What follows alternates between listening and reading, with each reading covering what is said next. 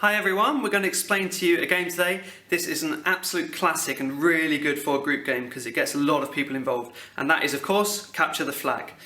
So you want to play this in an area where there's lots of hiding places. So this could be in town if it's not going to annoy people too much. It could be a residence, it could be a forest even.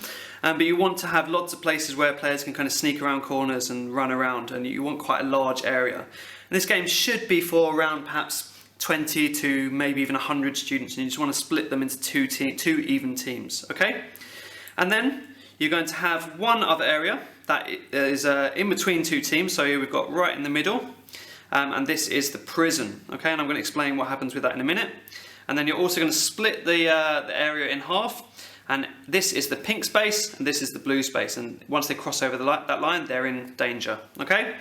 So, at the start of the game, the teams are going to stay in their own base and they're going to decide where to hide their flag. So, each team's got a flag here, you can see a pink one and a blue one.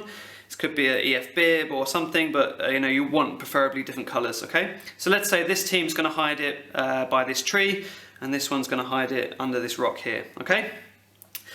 Make sure you leaders just double check you don't want it to be impossible to find. Obviously it's not really very fun, but you want it to be quite tricky for the players to be able to find it and be able to catch it, okay? So, what's going to happen? Once they've decided where to hide their flags, then the game will begin. And the players can start running towards the other player's base, okay? And some of them are probably going to run around the corners and things, and some of them are going to stay behind to guard their own flag as well, okay? So let's say we have a few over here and some of them are staying near the flag just to defend it, okay? Now the players, as soon as they cross over the line into the blue player's territory, then they're able to be caught, they're able to be tagged, okay? And if a blue player sees a pink player in their base, they can tag them, and now that player has to go straight to prison. So they're currently out of the game until they're freed from prison, okay? If a blue player sees a pink player but they're in their own base, then they can't actually tag each other, okay? So they're safe until they cross over that line, okay?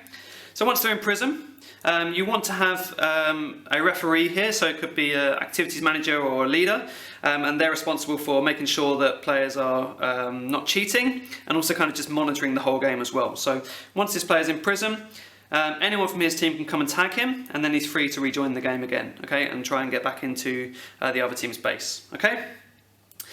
So what is the aim of the game? So the players are trying to sneak into the other team's base. Oh, I'm not going to go that way because there's too many players, and avoid being detected. And they want to try and find the other team's flag. So once they're here, they're looking around. Where's the flag? It's not over here, and then they might find it by this tree. Okay, so let's say that she's going to find the flag. Okay, once she does so, she's going to have to run, and her job is to try and get the flag back to her own base. Okay. But of course this is pretty tricky because there's going to be lots of pink players around and they might tag her. Okay, and if they do, she's going to have to drop the flag where it is and then go back to prison and waiting to be freed. Okay, but this is going to be kind of chaotic because both players are going to be doing this at the same time. So there's going to be sort of blue teams in the pink base, pink players in the blue base. So they've got to get that balance between attacking and defending, as it were. Okay, so they keep going until eventually one of the players is going to be able to catch the flag and cross it over that line, and once they do so, that team is the winner. Okay, so they can celebrate and they have won the game. Okay, if it's too easy or they're finding it too easy, you could do that. That just means they get 1 point, and then the pink team will return and they can re-hide the flag anywhere in their base they want to. Okay, so then after like perhaps half an hour, you can add up the scores and see which team's going to be the winner.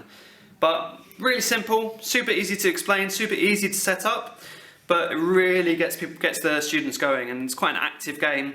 Even those who perhaps aren't the most active students tend to get quite into this and in the kind of excitement of it. So give it a go, and yeah, make sure you monitor it and make sure everyone plays fairly, and then have fun.